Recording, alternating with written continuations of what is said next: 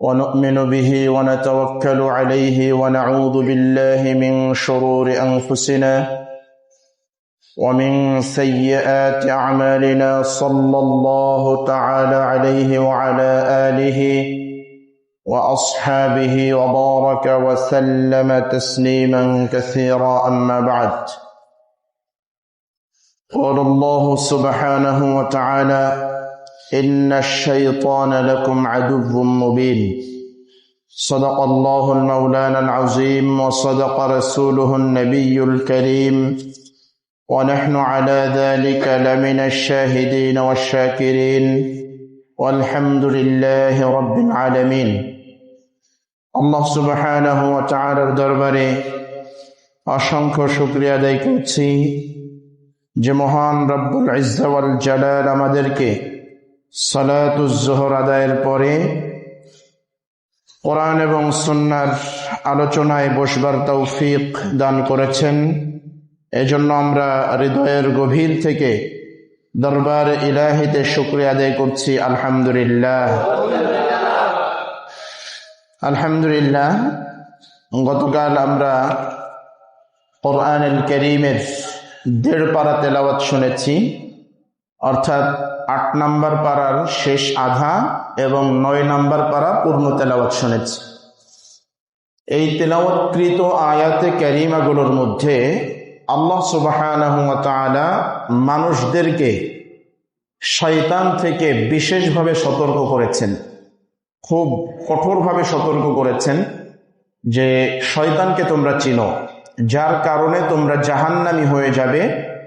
সেই শয়তানকে তোমাদের চিনতে হবে এবং শয়তান যে তোমাদের জীবনের পরতে পরতে শত্রু, এই শত্রুকে না চিনলে তার থেকে বেঁচে থাকা সম্ভব হবে না। এজন্য আমাদেরকে শয়তানের পরিচয় দিয়েছেন আল্লাহ সুবহানাহু ওয়া তাআলা এবং বেঁচে থাকতে বলেছেন।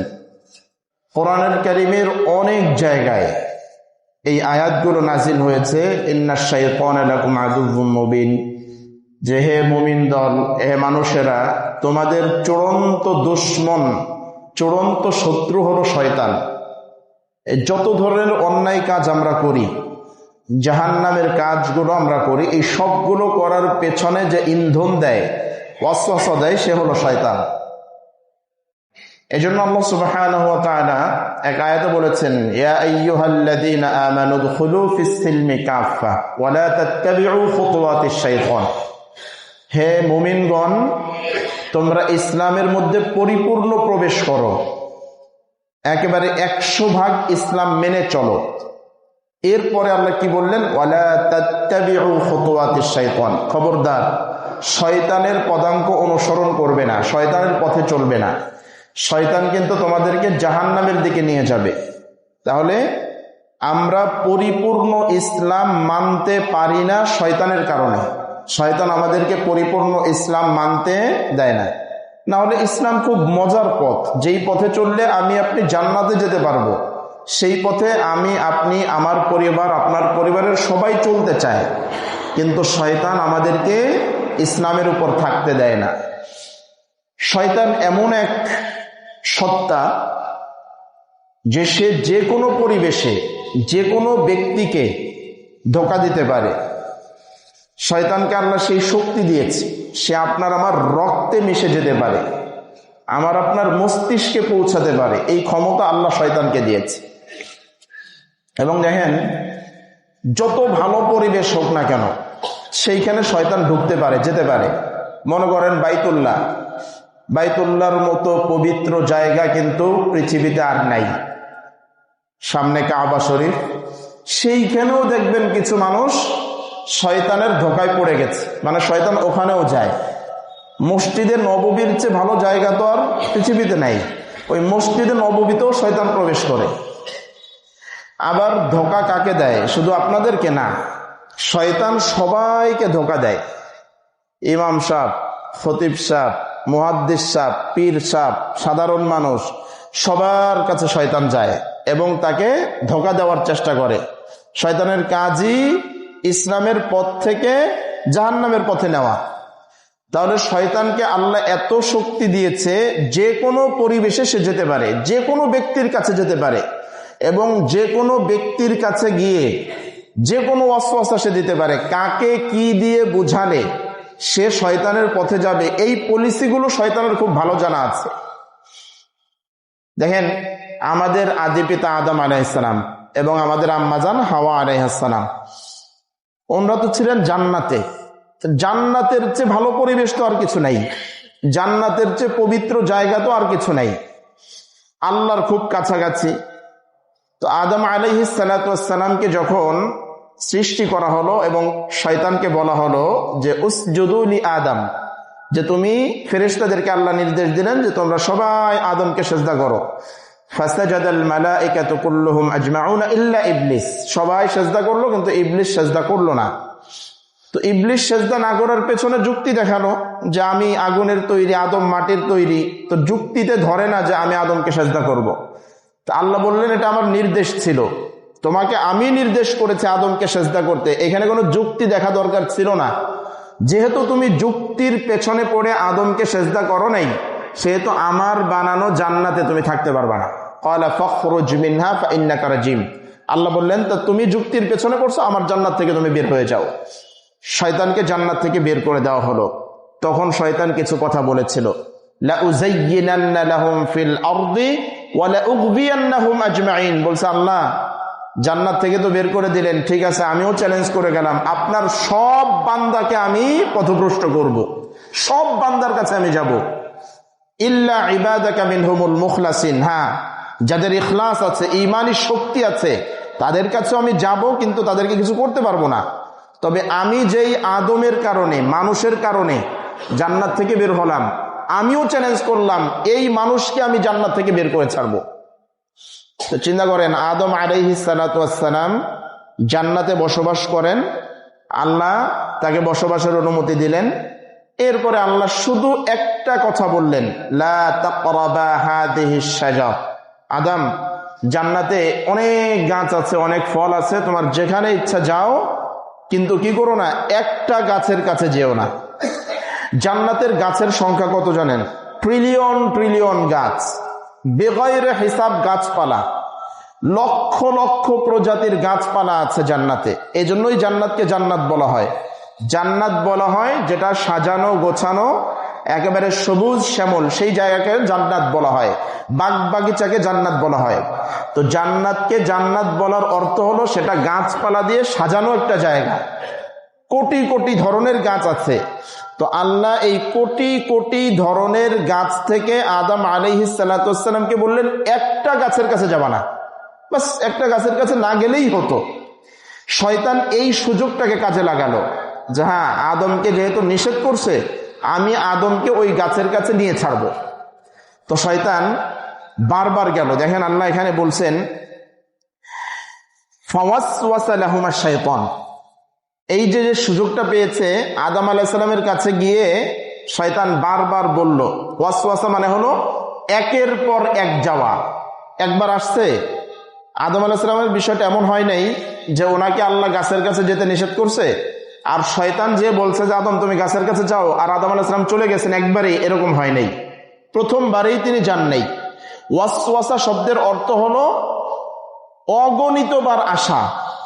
শয়তান আদমকে ধোঁকা দেওয়ার জন্য, ওই গাছের কাছে নেওয়ার জন্য কতবার যে গেছে আল্লাহ ছাড়া কেউ জানে না। এই জন্য আল্লাহ ওয়াসওয়াসা শব্দ ব্যবহার করেছেন, ফাওয়াসওয়াসা লাহুমা শাইতান। শয়তান আদম এবং হাওয়াকে ওয়াসওয়াসা দিয়েছেন। ওয়াসওয়াসা মানে হলো একবারের পর আরেকবার যাওয়া, তারপরে আবার যাওয়া, যতবার অন্যায় না করবে ততবার যাওয়া, এর নাম হলো ওয়াসওয়াসা। এজন্য আমরা আল্লাহর কাছে দোয়া করি যে আল্লাহ শয়তানের ওয়াসওয়াসা থেকে আমাদেরকে হেফাজত করেন। শয়তান আমাদেরকে ওয়াসওয়াসা দেয়, আমাদেরকে কি কি দেয়?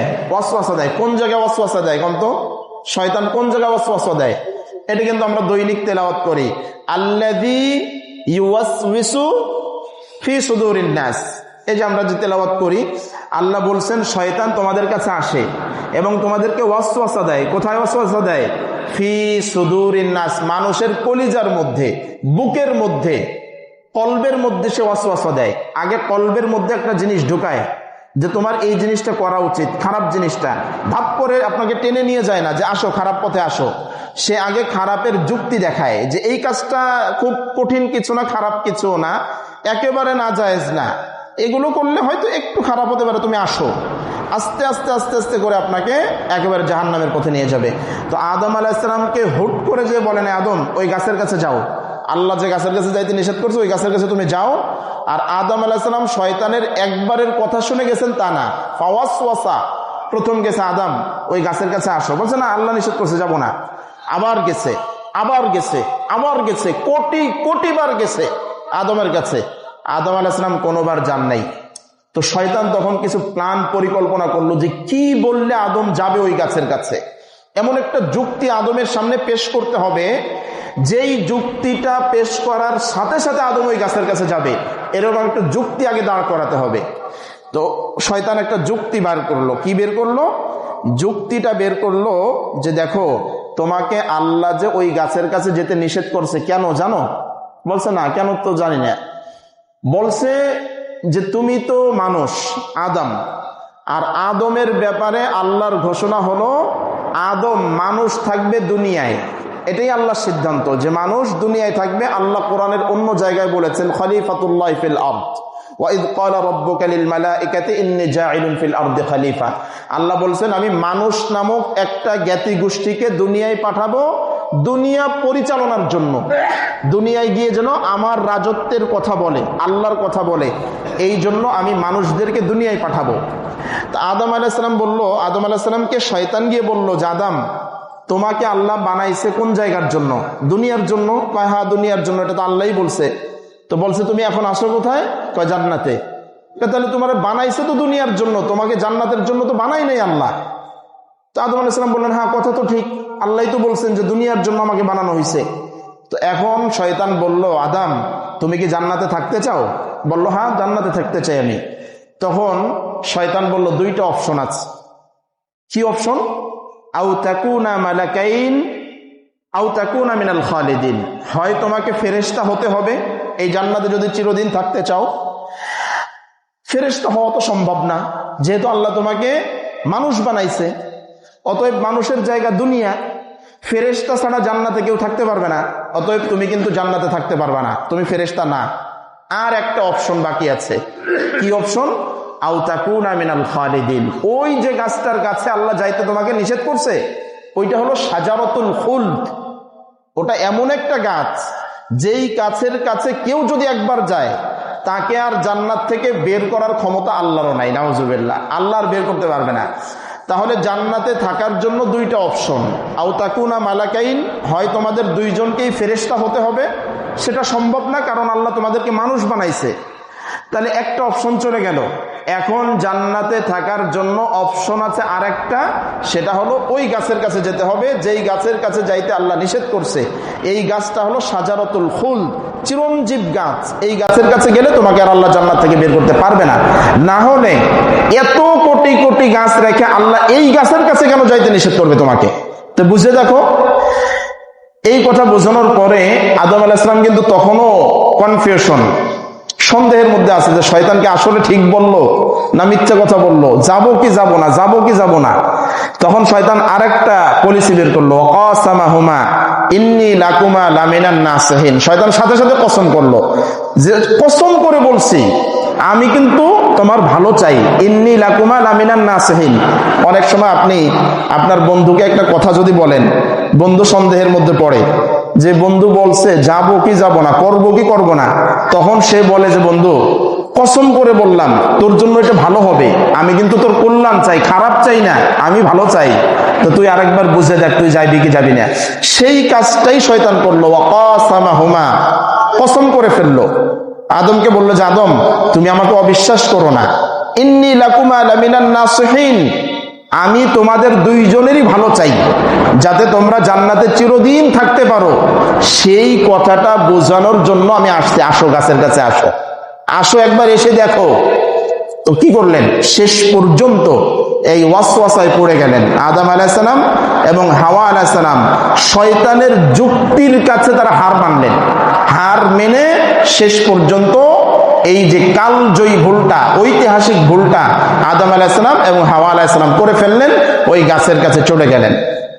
গাছের কাছে যাওয়ার সাথে সাথে কি হলো? ফাদাল্লাহুমা বিগুরুর, এই যে গুরুর মানে হলো ধোঁকা, শয়তানের ধোঁকায় পড়ে গেল। আল্লাহ বলছেন ফাদাল্লাহুমা, হুমা মানে দুইজন, আদম হাওয়া দুইজনই বিগুরুর, শয়তানের ধোঁকায় পড়ে গেছে। বারবার ওয়াসওয়াসা দিছে। ফালাম্মা যাকাশ শাজারাতা বাদাত লাহুমা সাওআতুহুমা, ওই গাছের কাছে যাওয়ার সাথে সাথে গায়ে যে জান্নাতি পোশাক ছিল খুলে পড়ে গেছে।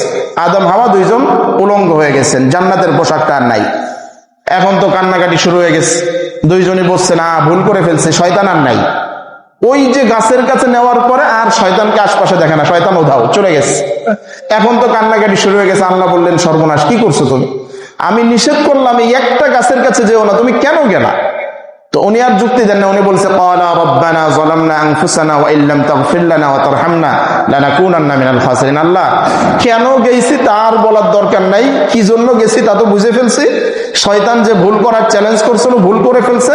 আল্লাহ আমরা জুলুম করেছি আমাদের উপরে, এখন তুমি যদি দয়া না করো আল্লাহ তাহলে কে দয়া করবে? আমরা তো ক্ষতিগ্রস্ত হয়ে যাব, জাহান্নামী হয়ে যাব। আল্লাহ বললেন ক্ষমা তো করব, তবে এত সহজে না, কিছু কষ্ট দিয়ে তারপরে ক্ষমা করব। ক্ষমা তখনই করছেন আল্লাহ, কিন্তু আল্লাহ বলছেন একজন আজ একজন থেকে আলাদা করে দেব। এখন আর তোমরা জান্নাতে একসঙ্গে যে থাকতে, একসঙ্গে আর থাকা যাবে না, আলাদা করে দেবো। এরপরে দুনিয়ায় পাঠাই দিলেন। তো এইখান থেকে আমাদের শিক্ষণীয় বিষয় হলো যে আপনার কাছে শয়তান একবার এসে আপনাকে শুধু বুঝাইছে যে প্রচন্ড শীত, দরকার নাই আজকে নামাজ পড়ার, পরে পড়ে দিও, আর আপনি গ্রহণ করছেন তা না। শয়তান আপনাকে নিয়ে গবেষণা করে, প্রত্যেকটা মানুষকে নিয়ে শয়তান গবেষণা করে, প্রত্যেকটা মানুষকে নিয়ে। যেহেতু আদমকে নিয়ে গবেষণা করছে, আদমের কাছে বারবার গেছে, কোন যুক্তি দিনে আদমকে পথভ্রষ্ট করা যাবে এই যুক্তি বের করছে। তো আপনারও দুর্বল পয়েন্ট কোনটা আছে, কোন কথা বললে আপনি শয়তানের কাছে ধরাশায়ী হবেন, শয়তান এটা নিয়ে গবেষণা করে যে একে কি বললে দুর্বল হবে, কি বললে আমার পথে আসবে। এই গবেষণা আপনাকে নিয়ে শয়তান প্রতিদিন করতে থাকে, নতুন নতুন জিনিস উদ্ভাবন করে আপনাকে নিয়ে, যাতে ইসলামের পথে আপনি না থাকেন। ইসলামের পথ থেকে আপনাকে বেদিনের পথে নেওয়ার জন্য যা যা করার তাই শয়তান করে।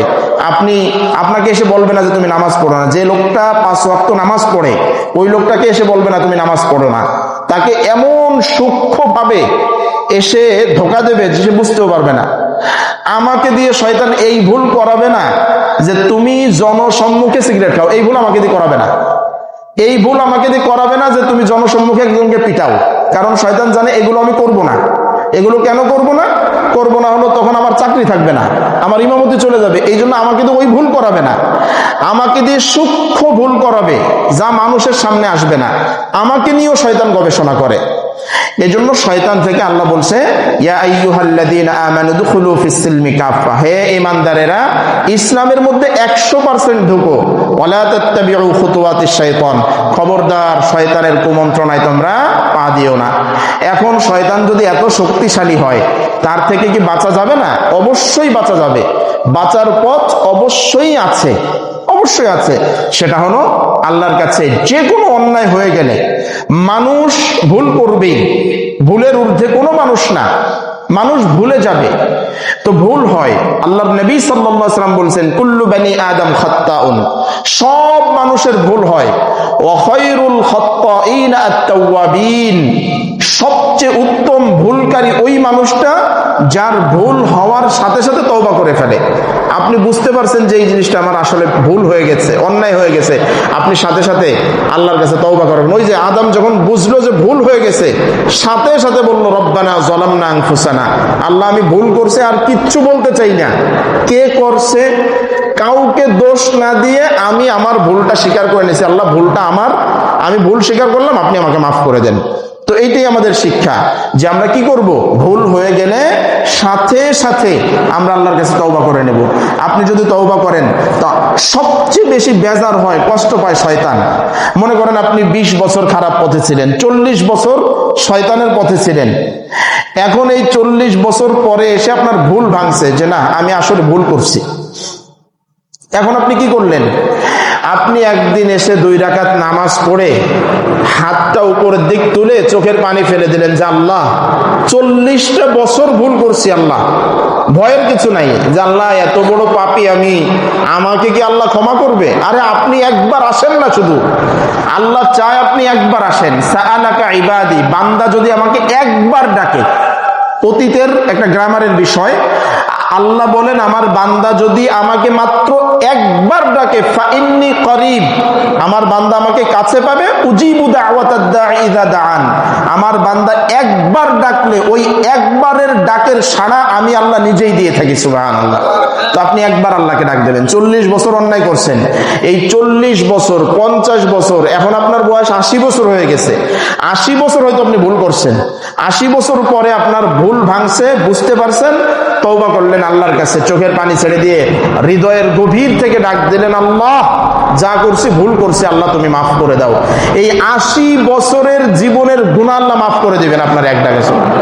ওই যে 80 বছরের গুনাহ যে আল্লাহ মাফ করে দিল, এবার শয়তান বড় বেজার হয়ে যায়, কষ্ট পায় যে কি করলাম, এই বান্দার পিছনে 80টা বছর সময় নষ্ট করলাম, আর ওই একবার আল্লাহকে ডাকার কারণে আল্লাহ সব গুনাহ মাফ করে দিল, তো আমার 80 বছরের শ্রমই তো ব্যর্থ গেল।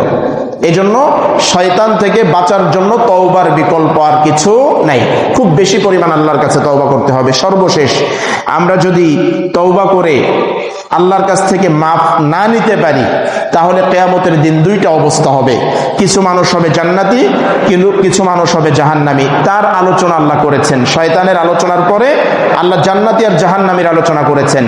ওয়ানাদা আসহাবুল জান্নাতি আসহাবান নার আন ক্বাদ ওয়াজাদনা মা ওয়া'আদানা রাব্বুনা হাক্কা ফাহাল ওয়াজাদতুম মা ওয়া'আদা রাব্বুকুম হাক্কা। জাহান্নামীদেরকে জান্নাতীরা ডেকে বলবে যে তোমাদের সাথে আল্লাহ যে ওয়াদা করেছিল, তোমাদেরকে জাহান্নাম দেবে ইত্যাদি ইত্যাদি, তোমরা কি সেই ওয়াদাগুলো পেয়েছো? তারা বলবে হ্যাঁ, আল্লাহ যে ওয়াদা করেছিলেন আল্লাহর ওয়াদা সত্য ছিল, ওয়াদা অনুযায়ী আজকে আমরা খুব কঠিন অবস্থায় আছি, খুব খারাপ অবস্থায় আমরা আছি। এরপরে জাহান্নামীরা জাহান্নাম থেকে জান্নাতীদেরকে ডাক দিবে। খুব মজার আলোচনা, লম্বা আলোচনা। জান্নাত থেকে জাহান্নাম থেকে জান্নাতীদেরকে ডাকবে। ওয়ানাদা আসহাবুন নার, জাহান্নামের অধিবাসীরা জাহান্নাম থেকে জান্নাতীদেরকে ডাকবে। কি বলবে? ডেকে কিছু কথা বলবে। আন আফিদু আলাইনা মিনাল মা আও মিম্মা রাযাকাকুমুল্লাহ। জাহান্নামে তো কোনো খাবার নাই, কোনো পানিও নাই, তো জাহান্নামীরা দেখবে যে জান্নাতীদের অঢেল খাবার, লাকুম ফিহা মা তাশতাহি আনফুসুকুম ওয়া লাকুম ফিহা মা তাদউন। জান্নাতে খাবারের কোনো অভাব নাই, পানির কোনো অভাব নাই, আর জাহান্নামে কোনো খাবার নাই, পানিও নাই, ঝলসে যাবে তাদের মুখগুলো।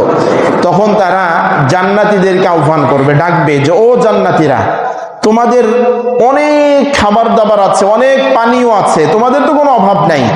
আন আফিদু আলাইনা মিনাল মা আও মিম্মা রাযাকাকুমুল্লাহ, একটু ভিক্ষা দাও।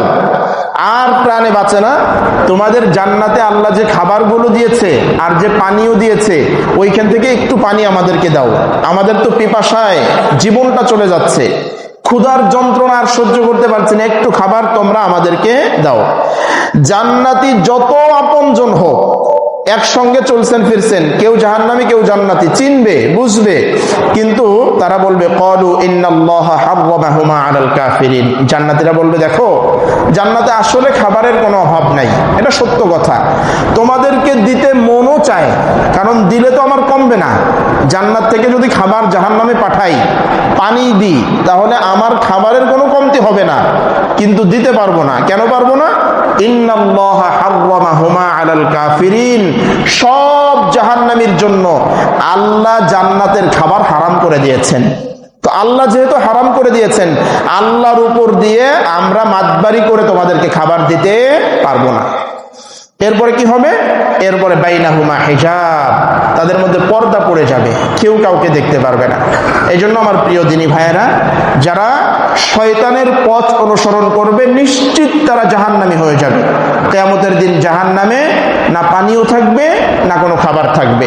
আর যারা শয়তানের পথ অনুসরণ করবে না, বরং ইসলামকে পরিপূর্ণভাবে মেনে চলবে, তাদের জন্য আল্লাহ জান্নাতের ব্যবস্থা করে রেখেছেন। আল্লাহ সুবহানাহু ওয়া তাআলা আমাদের সকলকে শয়তানের কুমন্ত্রণা ওয়াসওয়াসা থেকে হেফাজত করে ইসলাম অনুসরণ করে জান্নাতি হওয়ার তৌফিক দান করুন, আমিন। ওয়া আখিরু দাওয়ানা আলহামদুলিল্লাহি রাব্বিল আলামিন। সুবহানাকাল্লাহুম্মা ওয়া বিহামদিকা আশহাদু আল লা ইলাহা ইল্লা আনতা আস্তাগফিরুকা ওয়া আতুবু ইলাইহি। আসসালামু আলাইকুম ওয়া রাহমাতুল্লাহ।